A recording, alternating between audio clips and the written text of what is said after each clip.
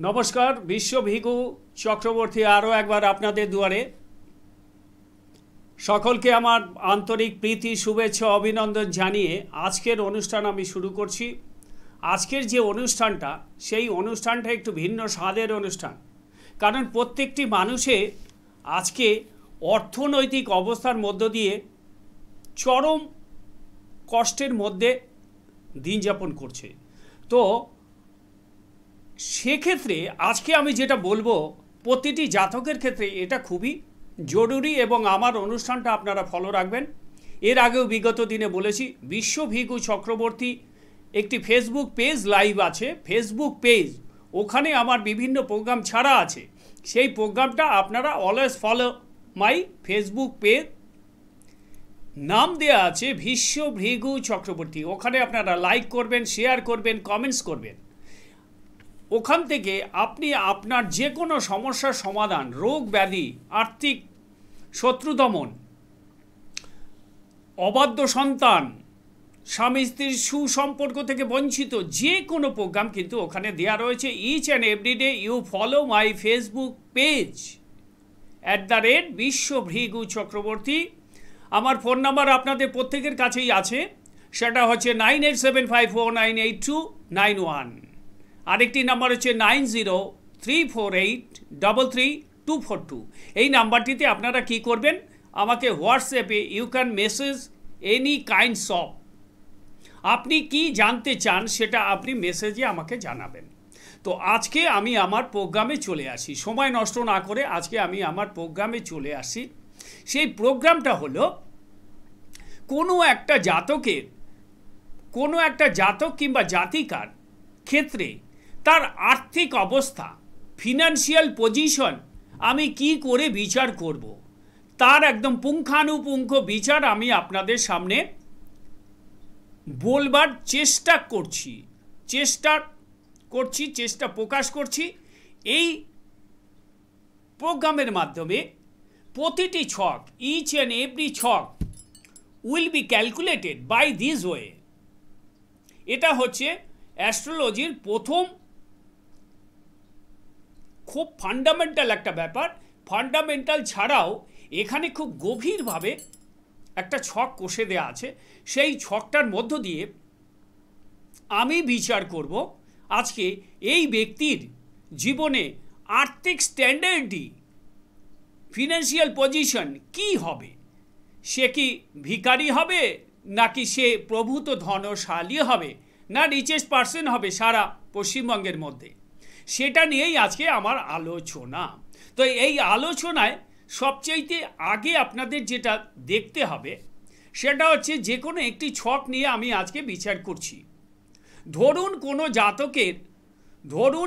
জাতকের জন্ম তারিখ 28/1/1974। আমি এই ছকটা নিয়ে আজকে আপনাদের সামনে বিশদ আলোচনা করছি।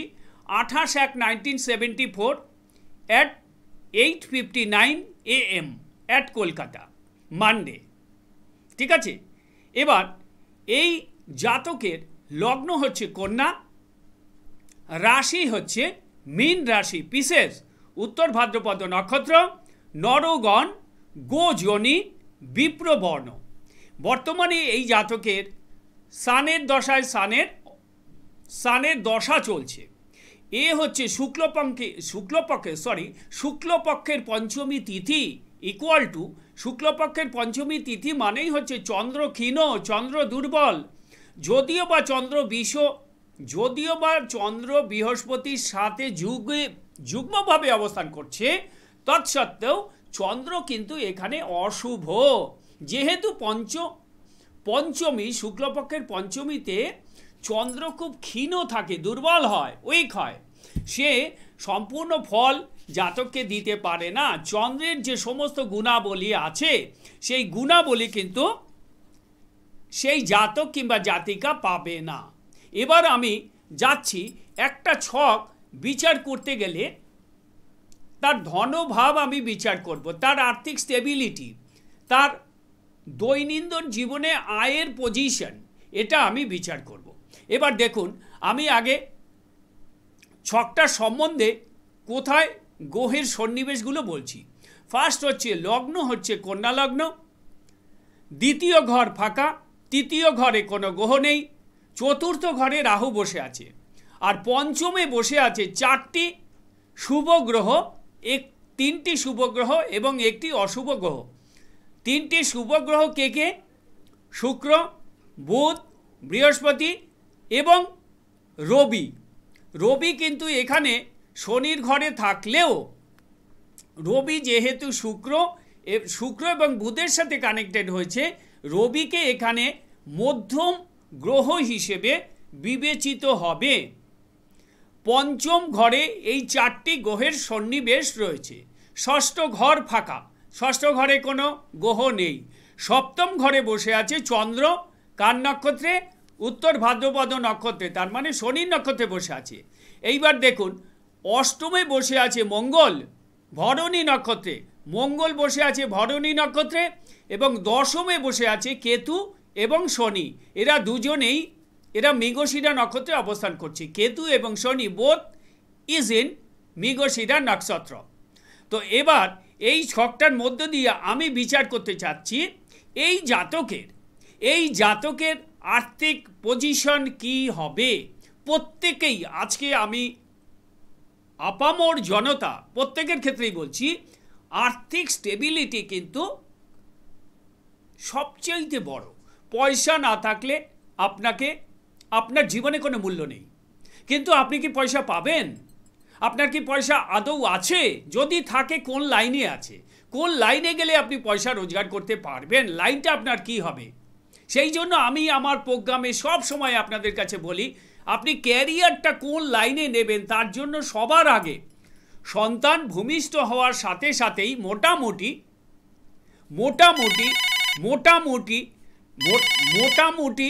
আপনি কোন লাইনে জাতক যাবে সেটা কিন্তু একজন অভিজ্ঞ অ্যাস্ট্রোলজারের কাছ থেকে আপনি আপনার ছকটা বিচার করাবেন।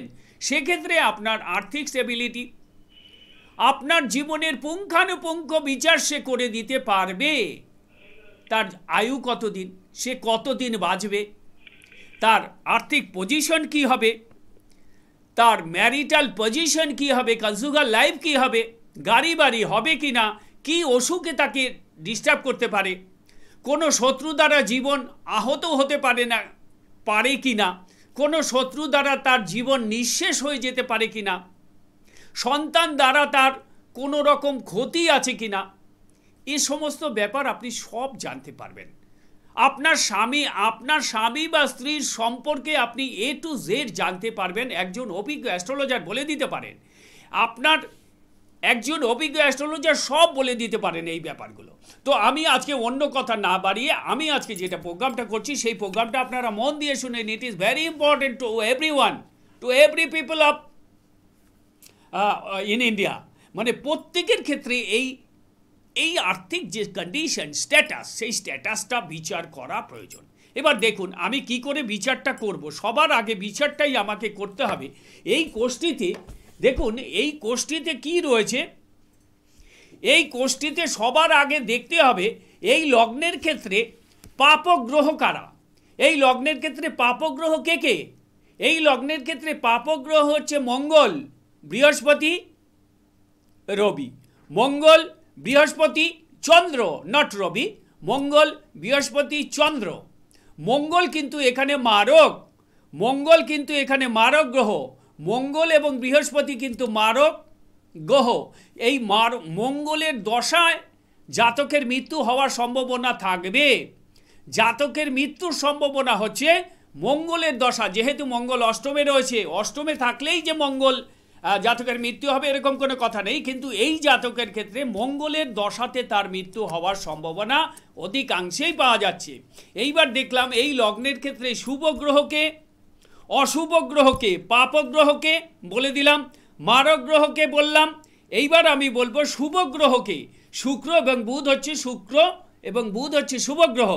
আর শনি হচ্ছে পঞ্চমপতি এবং ষষ্ঠপতি। শনি হচ্ছে পঞ্চমপতি এবং ষষ্ঠপতি বিধায়ক হইবার কারণে এই লগ্নের ক্ষেত্রে শনি শুভ ফল দেবে, শুভ ফল দেবে, অশুভ ফল দেবে। যেহেতু পঞ্চমে শনি অবস্থান করছে এবং সে পঞ্চমে শনি অবস্থান করছে এবং সে পঞ্চম এবং ষষ্ঠপতি অধিপতি বিধায়ক হয়ে দশমে অবস্থান করছে বুধের ঘরে। ভালো করে দেখুন এখানে কিভাবে ছক বিচার করতে হয়। এইবার দ্বাদশপতি রবি কিন্তু পঞ্চমে শুভ গ্রহ। দ্বাদশপতিকে রবি, তো দ্বাদশপতি দেখুন এই লগ্নের ক্ষেত্রে দ্বাদশপতি রবি পঞ্চমে শুভ গ্রহের সাথে কানেক্টেড হয়েছে। শুভ গ্রহের সাথে কানেক্টেড হওয়াতে এই রবি কিন্তু মারক হবে না। অনেকে কিন্তু রবিকে মারক ধরবে, কিন্তু না, যেহেতু সান ইজ অ্যাডিক্টেড বাই শুভ গ্রহ, সেই কারণে রবিকে কিন্তু মারক গ্রহ বা অশুভ গ্রহ বলে বিবেচিত হবে না। এক্ষেত্রে রবিও কিন্তু আপনার শুভ এবং অশুভ দুটো ফলই দান করবে। ঠিক আছে, এই গেল আপনার গ্রহের পজিশন। এইবার আমি বিচার করব কি করে জাতকের ফিনান্সটা আমি বিচার করব। আমরা জানি ফিনান্স বিচার করতে গেলে কতগুলো ঘর আমাদের বিচার করতে হয়, ভাব এবং গ্রহ। প্রথমে হচ্ছে দ্বিতীয় ভাব, সেকেন্ড হচ্ছে পঞ্চম ভাব, থার্ড হচ্ছে নবম ভাব, ফোর্থ হচ্ছে দশম ভাব, ফিফথ হচ্ছে একাদশ ভাব। এই পাঁচটা ভাবের সাথে আমাদের বিচারটা কমপ্লিট হবে। সেটা তিনটে অ্যাঙ্গেল থেকে বিচার করতে হবে। একটা অ্যাঙ্গেল থেকে বিচার করলে মিলবে না, তৎসহ দশমাংশ বিচার করতে হবে, কারক চক্র বিচার করতে হবে, ত্রিপাপ চক্র বিচার করতে হবে, নবতারা চক্র বিচার করতে হবে। কোন দিন কোন নক্ষত্রে পড়ছে সেই দিন তার কোনো কাজ বা সেই দিন তার কোনো কাজ করা নিষেধ, সে কাজ করলে তার ক্ষতি হবে, সেইটা নিয়ে আজকে বলা হচ্ছে। তো এইবার দেখুন কি ইন্টারেস্টিং, জ্যোতিষ কত সুন্দর জিনিস। যদি কেউ শেখে তার জীবনে কোনো দিন কোনো সমস্যার পড়বে না সে, এটা কিন্তু গ্যারান্টেড। কিন্তু আজকে তো আমরা জ্যোতিষ করি না, আমরা শুধু জ্যোতিষীর ভান দেখিয়ে জ্যোতিষী নাম দিয়ে আমরা শুধু পয়সা রোজগারে ব্যস্ত থাকি। এই পরও ওই পেরেও, কপালে এই টিপ ওই টিপ এইসব দিয়ে এইসব করে। জানে ওই যে কপালে যে আমরা যে কপালে, আজকে আমি অন্য কিছু বলতে চাইছি না, আমি আর বদনাম করতে চাইছি না, ঠিক আছে, ওটা পরে বলবো। আজকে আমি যেটা বলছি, এই ছকে আমি এইবার বিচার করব, এই ছকে আমি বিচার করতে চলেছি। এইবার আমি এই কোষ্ঠীতে ধনপতি গ্রহটি কে? ধনপতি গ্রহটা কে? ধনপতি গ্রহটা শুক্র। সে কোথায় রয়েছে? পঞ্চমে। ধনপতি শুক্র পঞ্চমে মকর রাশিতে অবস্থান করবার কারণে শুক্র কিন্তু এখানে দারুণ শুভ। শনির সাথে শুক্রের একটা সম্পর্ক স্থাপন হয়েছে। শনি আবার কোথায়? দশমে। দশমপতি কোথায়? দশমপতি বুধ। তার মানে বুধ শুক্র শনি কিন্তু অ্যাটাচমেন্ট হলো। তার মানে এই পঞ্চমে শুক্র মানে দ্বিতীয় পতি কিন্তু এই জাতকের ক্ষেত্রে চরম চরম চরম বলবান গ্রহ। এই বলবান গ্রহ হইবার কারণে জাতকের একদিক থেকে প্রথম প্যানেলে তার নাম উঠে গেল।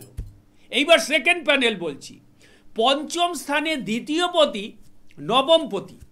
দেখুন মেলান, পঞ্চম স্থানে দ্বিতীয় পতি রয়েছে প্লাস নবম পতি রয়েছে, হয়ে গেল। এটা 2 নম্বর পয়েন্ট। 2 নম্বর পয়েন্টের সাথে আরও কিছু টুকরো পয়েন্ট আছে, সেগুলো দেখুন। লগ্নপতি প্লাস দশমপতি, লগ্নপতি এবং দশমপতি বুধ অবস্থানরত। ঠিক আছে, এই ছকে আর একটা পয়েন্ট দেখুন। চতুর্থপতি বৃহস্পতি একত্রে সহাবস্থান করায় জাতকের আর্থিক ভাগ্য খুবই শুভ হবে। তার মানে কটা পয়েন্ট বললাম? 5টা পয়েন্ট আপনাকে ইন জেনারেল ভাবে 5টা পয়েন্ট কিন্তু এখানে বিচার হলো। প্রথম হচ্ছে দ্বিতীয় পতি শুক্র পঞ্চমে অবস্থান করায় অত্যন্ত শুভ, নাম্বার 1। নাম্বার 2, পঞ্চম স্থানে কে বসে আছে? দ্বিতীয় পতি। এই জাতকের আর্থিক ভাগ্য কোন জায়গা থেকে হতে পারে? এর কিন্তু প্রচুর পরিমাণে লটারি, জুয়ো, রেস, শেয়ার এই সমস্ত লাইনে গেলে তার প্রচুর রোজগার হবে। দ্বিতীয়ের সাথে পঞ্চমের কানেকশান, এর লটারি বাঁধবেই। সেই লটারির টিকিটটা কত নাম্বার হবে সেটা ডিপেন্ড করবে সেই নিজ অ্যাস্ট্রোলজারের উপর। লটারির কিছু নাম্বার আছে, সেই লটারির নাম্বার দেখে খেলতে হয়। লটারির নাম্বারটা কি হবে সেইটা একজন অভিজ্ঞ জ্যোতিষী বিচার করে দেন। আচ্ছা, এইবার আমি যেটা বলছি, ধনপতি শুক্র পঞ্চমে থাকলে সে চলে গেল মকর রাশিতে এইটার এর কারণে দারুণ একটা শুভভাব। 2 নম্বর পয়েন্ট হচ্ছে পঞ্চম স্থানে দ্বিতীয় পতি এবং নবম পতি। কি বললাম আমি সবার আগে বলেছি যে পঞ্চম ভাব, দ্বিতীয় ভাব, নবম ভাব, দ্বিতীয় ভাব, পঞ্চম ভাব, নবম ভাব, একাদশ ভাব, দশম ভাব। দেখুন এই ছকটার মধ্যে সব কিছুর সাথে যোগ হয়ে গেছে। দ্বিতীয় হয়ে গেল লগ্নপতি প্লাস দশমপতি বুধ অবস্থান করছে। লগ্নপতির সাথে দশমপতি কানেকশন হয়ে গেল।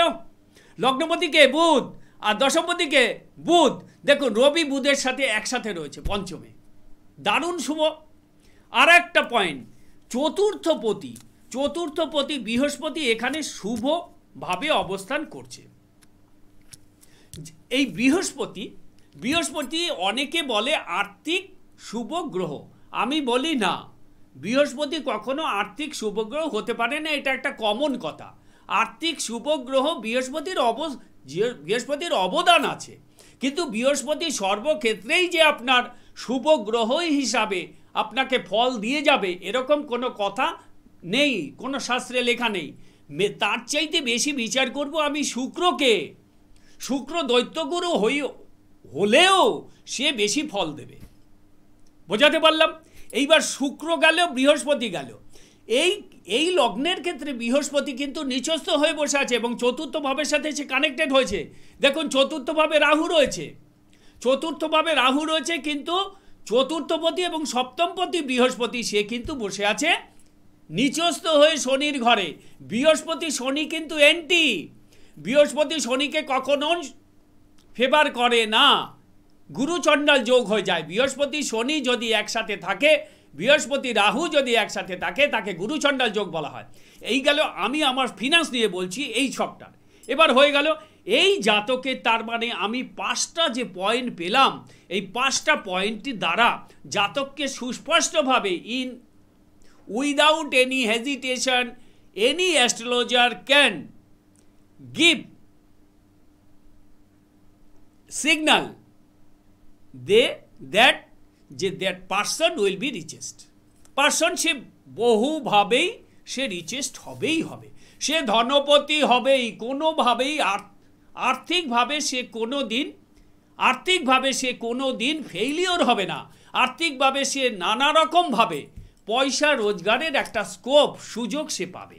জাতক কোনো শ্রেষ্ঠ কর্ম দ্বারা প্রসিদ্ধি লাভ করবে, শ্রেষ্ঠ কর্ম দ্বারা, কারণ দশমে তার শনি রয়েছে আর দশমপতি বুধ রয়েছে পঞ্চমে, দারুণ কানেকশন হয়ে গেল।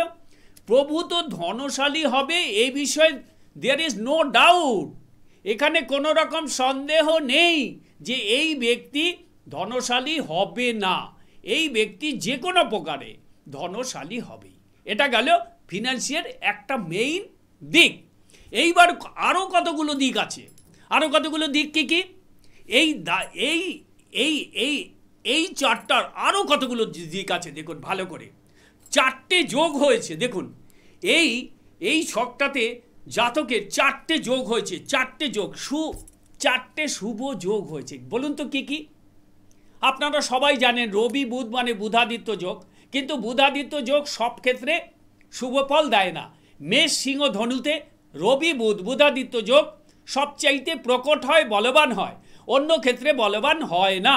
এক্ষেত্রে রবি এবং বুধ কিন্তু একত্রিত হয়ে পঞ্চমে অবস্থান করছে। যেহেতু পঞ্চমে অবস্থান করছে, এটাকে শুভযোগ হিসাবেই জ্যোতিষ শাস্ত্রে পরিগণিত হবে। এটা গেল ফার্স্ট ওয়ান।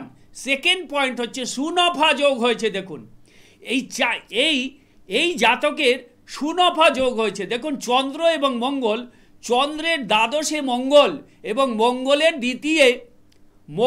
মঙ্গলের দ্বাদশে চন্দ্র এবং চন্দ্রের দ্বিতীয় মঙ্গল, তার মানে এটা সুনফা যোগ হলো, বুধাদিত্য যোগ হলো। এইবার চতুর্গ্রহম যোগম, কোনো ছকে যদি 4টে গ্রহ ভালো রাশিতে, মেইন রাশিতে, চর রাশি কোনগুলো? মেষ, কর্কট, তুলা, মকর। হ্যাঁ, মেষ, তুলা, কর্কট আমরা জানি। এখানে কিন্তু 4টে গ্রহম কিন্তু চতুর্গ্রহ যোগম কিন্তু এই ছকটাকে পরিষ্কারভাবে হয়েছে। কে? রবি, শুক্র, বুধ এবং বৃহস্পতি। দেখতে পাচ্ছেন আপনারা, রবি, বুধ, বৃহস্পতি এবং শুক্র। রবি, বুধ, বৃহস্পতি, শুক্র একটা চতুর্থম যোগ হলো। এইবার কি হলো, আর একটা যোগ হয়েছে, সেটাকে বলা হয় কেদার যোগম। কেদার যোগ, 7টি মেইন গ্রহ 4টি রাশিতে অবস্থান করছে। এই যে এই রাশির মধ্যে যে 7টা গ্রহ আছে, এই 7টা গ্রহ কিন্তু মেইন রাশিতে অবস্থান করছে। চন্দ্র বসে আছে কোথায়? মীন রাশিতে। মঙ্গল বসে আছে নিজের ঘরে, যদিও বা অষ্টমে থাক। 4টে গ্রহ বুধ, শুক্র, রবি, বৃহস্পতি রয়েছে পঞ্চমে, কেতু, শনি রয়েছে দশমে। এই জন্য এই মেইন 4টে রাশিতে এই 7টা গ্রহের অবস্থানের কারণে এইটাকে কেদার যোগম বলা হয়। Kedar Yogam is very important to any chart, it is very important. So Kedar যোগমের উপর অনেক কিছু, যোগের উপর অনেক কিছু ডিপেন্ড করে। প্রথমে তো সবার আগে আমাকে বিচার করতে হবে তার অরিজিনাল চার্টটা। এইবার আমি দশমাংশ বিচার করব, কারক চক্র বিচার করব, নবতারা চক্র বিচার করতে হবে। নবতারা চক্রের বিচার একটা খুব সুন্দর বিচার এখানে একটা আছে, সেটা করতে হবে। এবং এই চার্টে দেখতে হবে কোন গ্রহটি এই চার্টে গ্রহের বলাবত্তা কি আছে, কোন গ্রহ কত পয়েন্ট পেয়েছে, তার উপর ডিপেন্ড করবে জাতকের ভবিষ্যৎ, যে কোনো কিছু। এই ছকটা নিয়েই আমি এই ছকটার উপরেই আমি কতগুলো পয়েন্ট আপনাদের বলবো। সেটা হচ্ছে তার দাম্পত্য জীবন বলবো, গাড়ি বাড়ির যোগ বলবো, সে কোন চরিত্রের লোক, এই নিয়ে আপনাদের আরও সুস্পষ্ট ভাষায় আমি আলোচনা করব। এই চারটার মধ্য দিয়ে এই যে 1974, 1974 8:59 AM এর জাতকের কলকাতায় যার জন্ম হয়েছে তার বর্তমান পরিস্থিতি কি। বর্তমানে জাতকের কিন্তু রবির দশা, মানে দ্বাদশপতির দশা রান করছে। এই দ্বাদশপতি সবার আগে আপনাকে দেখতে হবে এই লগ্ন সাপেক্ষে জাতকের কোন গ্রহ বা কোন যোগগুলো তৈরি হয়েছে। এটা হচ্ছে সবার ফার্স্ট। একটা কোষ্ঠী বিচার করতে গেলে, একটা ঠিকুজি বিচার করতে গেলে, একটা ছক দেখতে গেলে আপনাকে টাইম লাগবে। এটা তো আমি 5 মিনিটে বললাম, কিন্তু এইটা ছক যখন আমি তৈরি করব মিনিমাম 40 মিনিট টাইম লেগে যাবে। আপনার একটার সাথে একটার কানেকশন তৈরি করে, ক্যালকুলেশন করে, ম্যাথমেটিক ক্যালকুলেশন আমরা ল্যাপটপে এখন পাচ্ছি, সেই জন্য আমাদের 5 মিনিটে বেশি টাইম লাগে না। কিন্তু বিচারটা তো মাথা দিয়ে বেরোবে, সেক্ষেত্রে তো আপনি কোনো চিটিংবাজি টাউটারি করলে কাজ হবে না, আপনি কিছুই বলতে পারবেন না। এই যে আমি আপনাদের কাছে এই ছকটা নিয়ে এক্সপ্লানেশন দিলাম, এই এক্সপ্লানেশনটা আপনাদের কাছে কতটা গ্রহণযোগ্য এবং আপনাদের কতটা ভালো লাগলো, আপনারা কোন জায়গায় বুঝতে পারছেন না আমাকে জানান, কল করে জানান। আপনারা আমার ফেসবুক পেজে আপনারা সব সময় লাইক, শেয়ার এবং কমেন্টস করুন এবং আমাকে জানান যে আমি এই বিষয়ে জানতে চাই, এই বিষয়ের মধ্য থেকে আমি কি পেতে পারি। আজকের বিষয় হচ্ছে এইটার উপর। এইবার দেখুন, এইটা আমি লগ্ন থেকে বিচার করলাম। এইবার আমি যখন এটা চন্দ্র থেকে বিচার করব, তখন কিন্তু আবার ঠিক সেই রকমভাবেই বিচারটা আমাকে করতে হবে। চন্দ্র থেকে দ্বিতীয়পতি মঙ্গল শেষ নিজের ঘরে রয়েছে, সেই একইভাবে দ্বিতীয়পতি, পঞ্চমপতি, নবমপতি, দশমপতি, একাদশপতি এবং কোনো যোগ তো অটোমেটিক সৃষ্টি হয়েই রয়েছে। এখানে যোগ নিয়ে আর কোনো কথা হবে না। আপনারা ভালো থাকবেন, আপনারা আনন্দে থাকবেন। কোনো সমস্যা হলে আমাকে ফোন করবেন। ভালো থাকুন, আনন্দে থাকুন। জয় জয় তারা। ওং রিং দুর্গে দুর্গে রক্ষণী সোহা।